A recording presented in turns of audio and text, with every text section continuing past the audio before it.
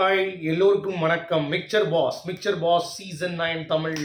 So இந்த வீடியோவில் நம்ம இன்னைக்கு வந்து பார்த்தீங்க அப்படின்னா லைவ் ஸ்ட்ரீமில் என்ன நடந்துச்சு அப்படிங்கிறதை பற்றி பார்க்க போகிறோம். நிறைய விஷயங்கள் வந்து பார்த்தீங்கன்னா நடக்குதுங்க.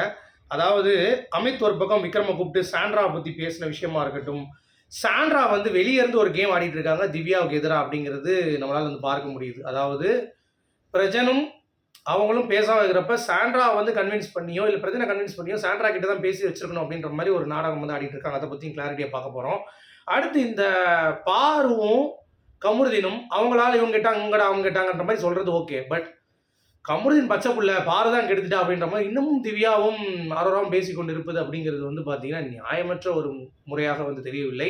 ஸோ இந்த 3 டாபிக் பற்றி கண்டிப்பாக இந்த மிக்சர் பாக்ஸில் நடக்கிற விஷயங்கள் கண்டிப்பாக டிஸ்கஸ் பண்ண போகிறோம். ஸோ வீடியோக்குள்ள போகிறதுக்கு முன்னாடி ஆஸ் யூஷுவல் சேனலுக்கு புதுசாக இருந்தீங்கன்னா கண்டிப்பாக சப்ஸ்கிரைப் பண்ணிக்கோங்க. வீடியோ மறக்காமல் ஒரு லைக்கை போட்டுக்கோங்க. இப்போ நம்ம வீடியோக்குள்ளே கண்டிப்பாக போகலாம்.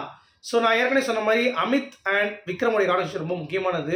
வியானா வந்து பார்த்தீங்கன்னா அமித் கிட்ட பேசின அந்த விஷயங்கள்லாம் இருக்குல்ல, அதாவது அவங்களுக்குள்ளே இருக்கிற அந்த பாண்டிங், இப்போ வந்து விக்ரம் கிட்ட அவங்க காட்டின அந்த சில விஷயங்கள் எல்லாமே வந்து பேசிகிட்டு இருக்கும் பொழுது அமித் வந்து I feel Viana is okay அப்படின்ற மாதிரி சொல்லும்போது, இல்லை எனக்கும் ஓகே தான் அவளை அப்படின்னு சொல்லி விக்ரம் சொல்லிட்டு இருக்கும் பொழுது அவளுக்கு ஏதோ கடுப்புங்கிறப்ப கண்டிப்பாக இருக்கும் இந்த வீட்டில் அப்படி தான் இருக்கும்.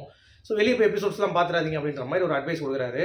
பட் அவர் சொன்ன விஷயம் என்னன்னா, சாண்ட்ரா பற்றி நான் அவங்கள வீடே எதிர்த்துச்சு, வீடே வந்து நடிக்கிறேன்னு சொல்லிச்சு. அப்போ கூட நான் பக்கத்தில் உட்காந்து என்னன்னு சொல்லி பேசினேன்.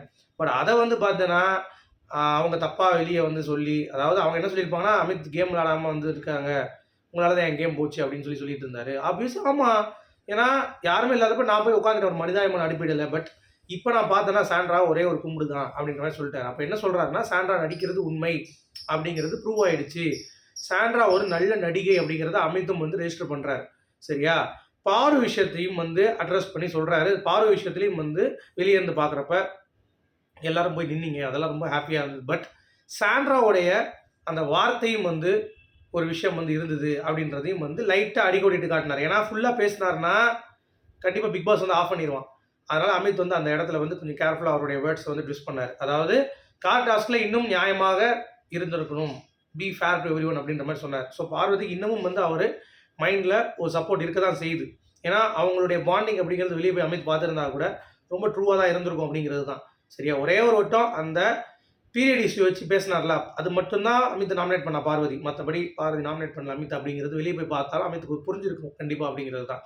சரியா? இன்னொரு பக்கம் இந்த சாண்ட்ரா இருக்காங்கல்ல, இவங்க பார்வதிக்கு எதிராகவும் சரியா நான் வந்து நடிக்கலை அப்படின்ற மாதிரி ஒரு ஸ்டாம்ப் பண்ணுறாங்க வெளியே. அது மட்டும் இல்லாமல் திவ்யா பிரஜன் இந்த இஷ்யூ இருக்கும் பொழுது சாண்ட்ரா கோவமாக இருக்காங்க அப்படிங்கிறப்ப திவ்யா என்ன பண்ணியிருக்கணும், சாண்ட்ரா கிட்ட தான் போய் கிளாரிட்டி கொடுத்துருக்கணும், சாண்ட்ரா கன்வின்ஸ் பண்ணியிருக்கணும். அவங்க பிரஜன் கிட்டேயும் போய் கன்வின்ஸ் பண்ணிட்டு இருக்காங்க அப்படின்றாங்க. டேய் உன்னை தான் கன்வின்ஸ் பண்ணால் திவ்யா வந்தா இந்த விஷயத்தில், ஆனால் நீ தான் எரிஞ்சு விழுந்த பைத்தியம் மாதிரி. அவங்ககிட்ட எவ்வளோ தடவை உன்னை வந்தாங்கிறது உனக்கே தெரியும்.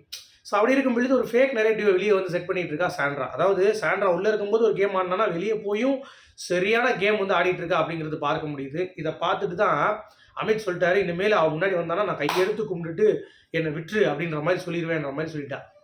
ஸோ அந்த மாதிரி தான். அடுத்து இந்த பலூனும் நம்ம திவ்யாவும் பேசிகிட்டு இருக்கும் பொழுது பலூன் சொல்கிறா, பார்வெலாம் தனியெல்லாம் ஆட முடியாது கேம், அவன் கூட ஒருத்தர் இருந்தால் தான் ஆட முடியும். ஏண்டி அது நீ சொல்கிற பாரு, நீ ஆம்பளை தேய்ச்சிட்டு எவ்வளோ தூரம் வந்துட்ட, நீலாம் பேசுறது தகுதியே கிடையாது. இன்னொன்று திவ்யா சொல்கிறா, கமருதி நம்ம பச்சை பாப்பா மாதிரி கமருதி வந்து ஃபீல் பண்ணானா பார்வதி பேசாமல் போயிருக்கணும். ஏண்டி பார்வதி பேசாமல் தான் போனான், இந்த மூதேவி கமருதின்னு தான் போய் பக்கத்தில் போய் நின்று உக்கிலாம் போட்டுட்டு இருந்தான். அதெல்லாம் உங்களுக்கு தெரியுமா?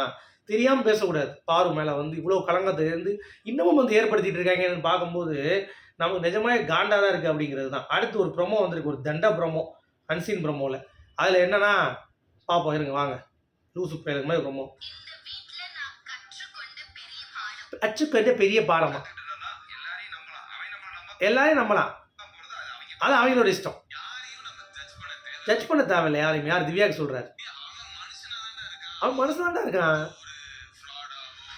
ஃப்ராடாவோ அப்படின்னு ஃபிகர் ஆயிடலாம், ஏமாத்துக்காரன் இருக்கிறது இல்லைடா. நீ தானே சொன்ன அப்போ ஃப்ராடு கிட்டுன்ட்டு, எதுக்கு சொன்ன? அப்புறம்